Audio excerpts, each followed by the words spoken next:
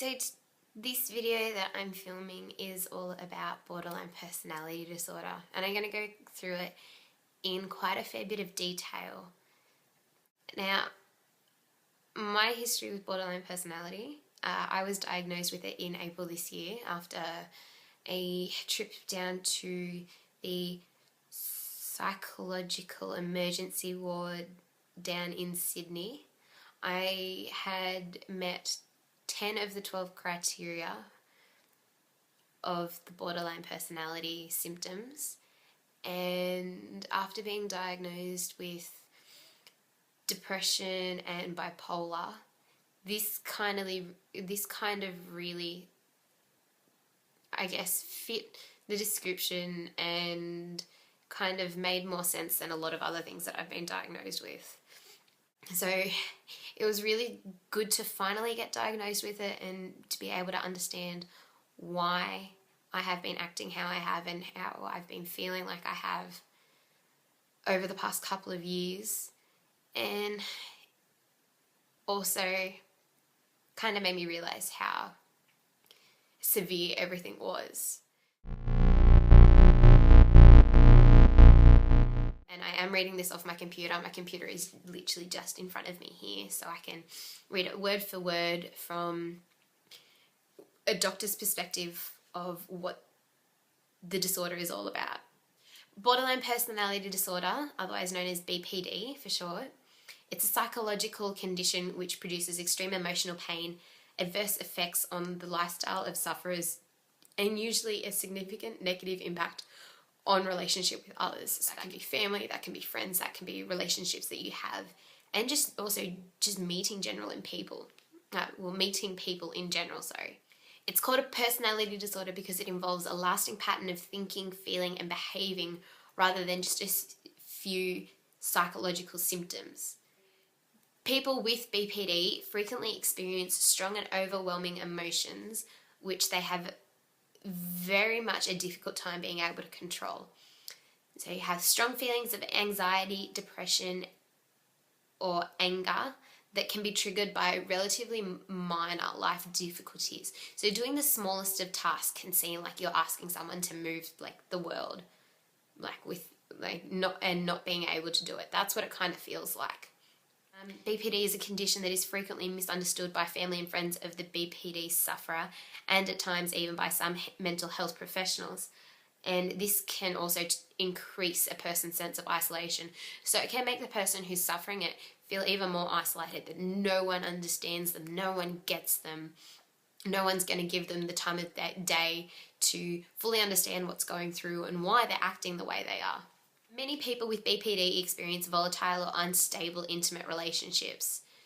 Many fear rejection from those close to them and may at times act in extreme ways in response to this fear of rejection or abandonment.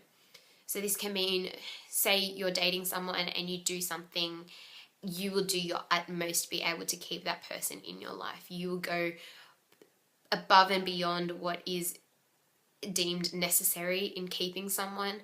I know, for instance, I've used the "don't leave me" or "I'll kill myself" because you don't want to be alone in facing what you are facing. You don't want to feel as though everyone is abandoning you because that person who is so significant in your life means everything to you. You just don't want to lose them. While historically BPD has been seen as a condition which is extremely difficult to treat, but over recent years there's been growing evidence that some specific psychology therapies such as dialectical behavioural therapy, otherwise known as DBT, and schema, I'm not sure how you say it, therapy, can be very effective treatments for many people with BPD. However, unlike psychological therapy for many other psychological conditions, BPD usually requires intensive therapy for well in excess of 12 months. So yeah, it can go for 12 months, it could go for 14 months, it could go for 2 years, depending on how bad your situation is. Frantic efforts to avoid feared abandonment, so the loss of losing someone who you are close to. Intensity and instability in relationships. You jump into relationships very quick. you're all in that relationship, and normally they're very rocky in a way, as nothing is ever the same once. You never have a constant set plan of how, like, you know, a relationship's meant to work. It's very up and down. You'll be fighting one day, you'll be overly happy the next with them, and then you'll go days without talking to them. I mean, it's different for everyone. Is suicidal behaviour or acts of self-harm? In suicidal behaviour, it's obvious. You go to try and kill yourself, you may overdose, you may cut yourself, you may cause grievous bodily harm, so you might burn yourself, you might itch away your skin so much that you take a fair few layers off of skin. You might start taking up drugs, or, you know, all of that kind of stuff. And also taking drugs to an extensive amount is considered self-harm. Impulsive behaviour is a massive one. So doing things right at the last minute, just making up your mind and going with it, and it could be bad, it could be good, who knows. So that includes drinking a lot, smoking a lot, taking drugs. Reckless driving is a big one, and so is having a lot of sex with a lot of different people. And binge eating. Doesn't seem like much of a thing, but a lot of people who do have borderline personality disorder have had more, 2 or more eating disorders throughout their life.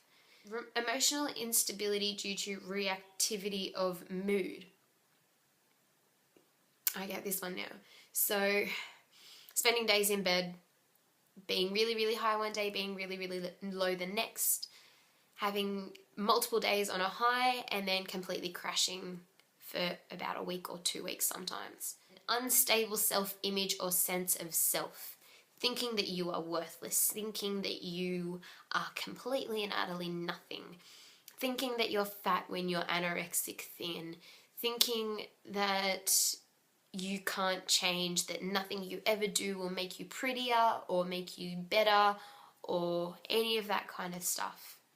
Chronic feelings of emptiness, having days where you feel like you are nothing, having days where you lie in bed and go, what is the point? I feel nothing. And I mean, there are no thoughts running through your head. Everything in the world is going off on their own way, and you are stuck in bed and you feel as though you are non-existent. Intense, inappropriate, or uncontrollable anger. Losing it over the smallest of things, throwing a tantrum over going and having a shower, not wanting to have a shower, not wanting to brush your teeth, not wanting to go to the bathroom sometimes. Getting so infuriated at yourself that your mum has asked you to write like a word down on a piece of paper.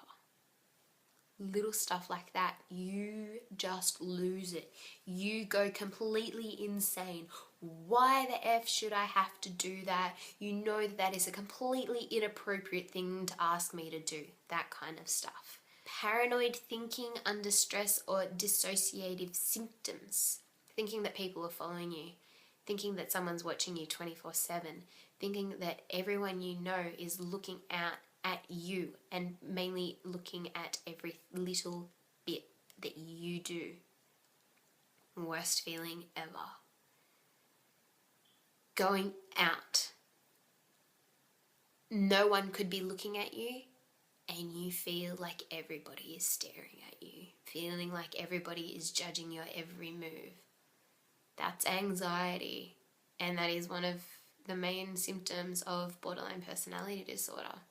Feeling as though people are watching you when you're in your room, doors closed, windows closed, blinds closed, feeling that someone is watching you somewhere. Hardest thing to fall asleep with.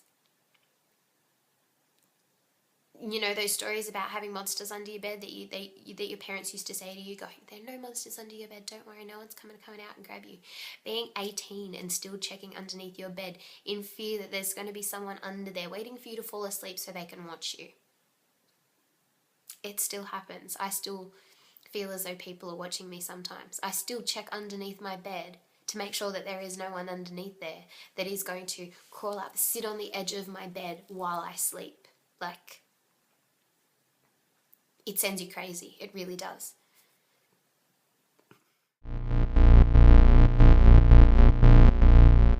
Include depression, anxiety disorders, drug and alcohol abuse, and also eating disorders, which I covered before. So bulimia, anorexia, going on weeks without eating, eating just non-stop some days. That's another one. Taking drugs and drinking too much alcohol. Taking drugs, yes, I have done that. I've taken heroin, ecstasy, ice, cocaine, weed, party drugs, so like LSD and the little wafer ones. I never really found out what the name of them, but they're little circles, and they're like wafers, and you can kind of take them. I've taken those. Yeah, I was addicted to heroin at one stage. I used to take heroin quite a bit, to the point where I got addicted to that and just that only. And when I realised I had an addiction was where the high that I normally get after injecting myself with heroin, it didn't hit, so I kept on injecting myself with heroin. It wasn't until I'd pretty much given myself the equivalent of an overdose where I decided that I needed to stop and realised that I can't keep doing this. Anxiety disorders, as I said before, having the fear of people following you, watching you, it's not fun. And depression. Depression is pretty self-explanatory, just at a constant low the entire time. Not really having any ups, not really having any down, and not really having any mediocre days. You just feel flat. You're just not really feeling any emotion at all. Or if you are feeling an emotion, you're just upset and sad. That's just part and parcel.